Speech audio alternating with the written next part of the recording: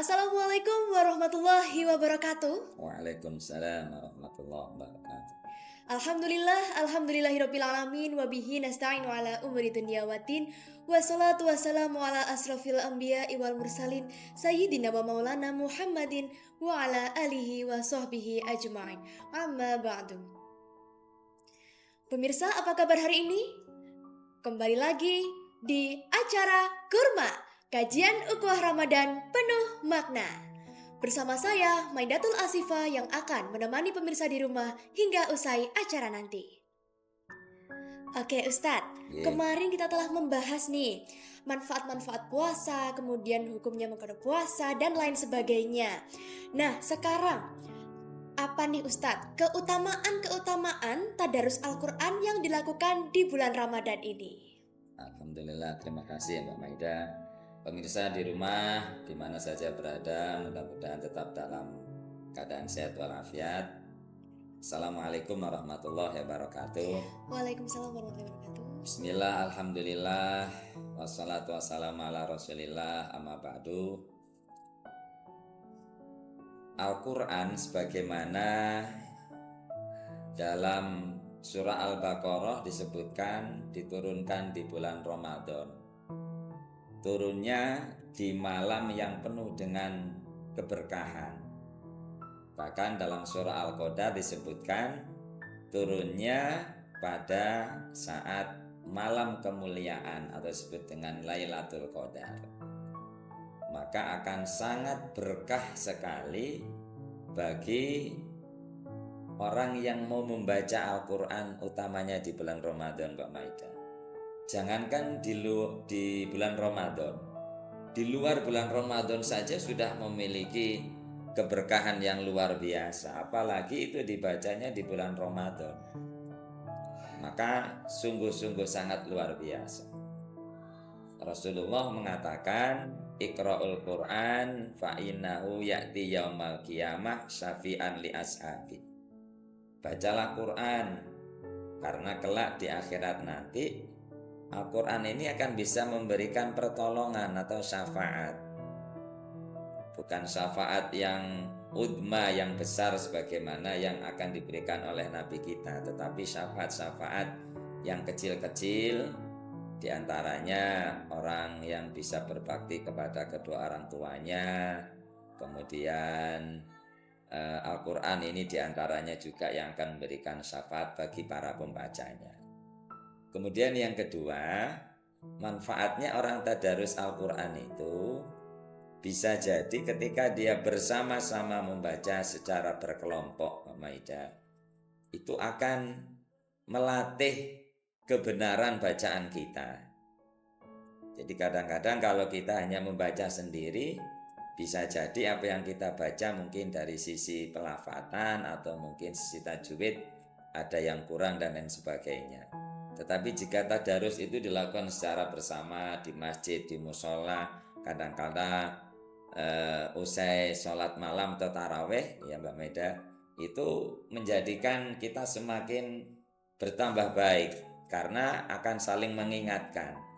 Oh ternyata ada bacaan yang salah, yang keliru.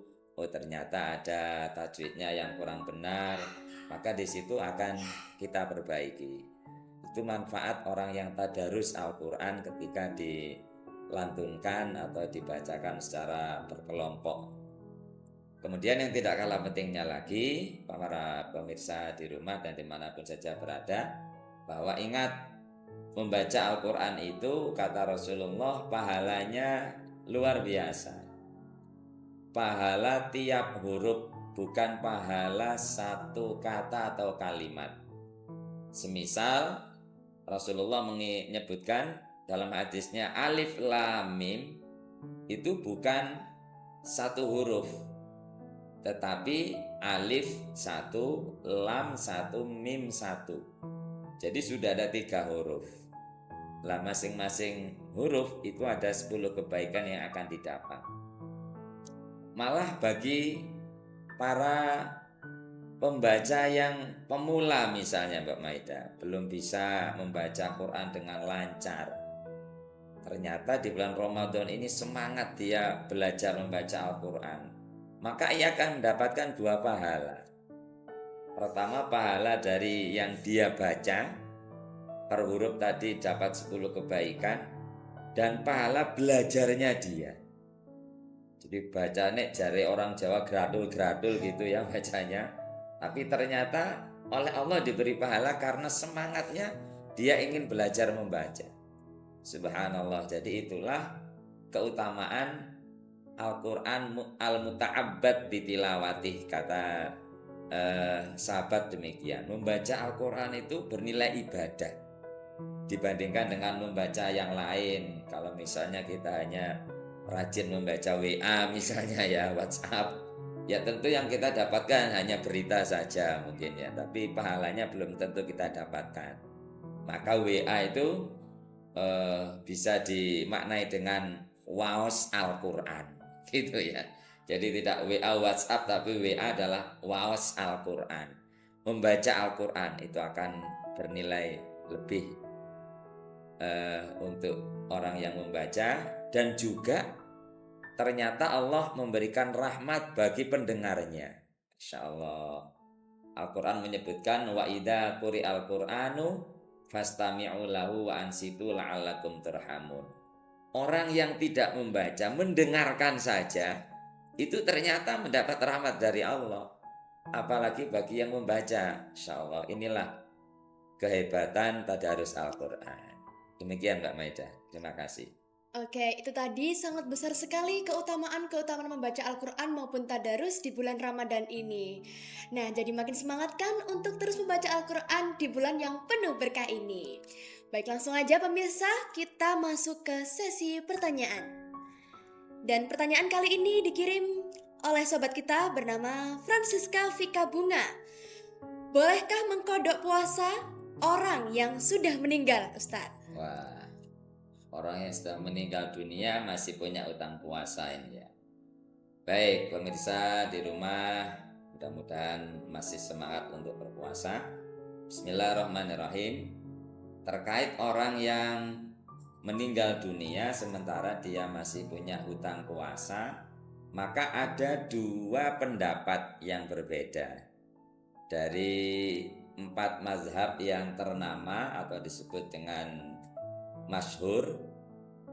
Yang pertama dari pendapatnya Imam Syafi'i dan Imam Ahmad ibnu Hambal atau dikenal dengan Imam Hambali.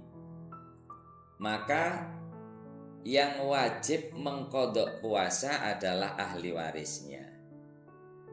Jadi tetap orang ini punya kewajiban membayar puasa meskipun sudah meninggal dunia.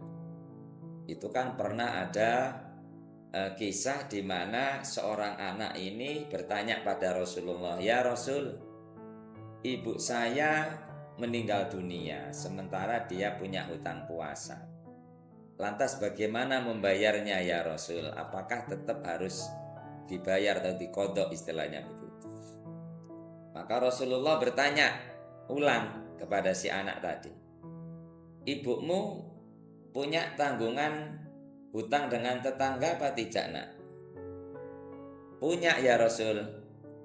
"Lah kalau punya hutang kepada tetanggamu, maka hutangnya harus dilunasi apa tidak nak?" "Ya kami lunasi ya Rasul," begitu.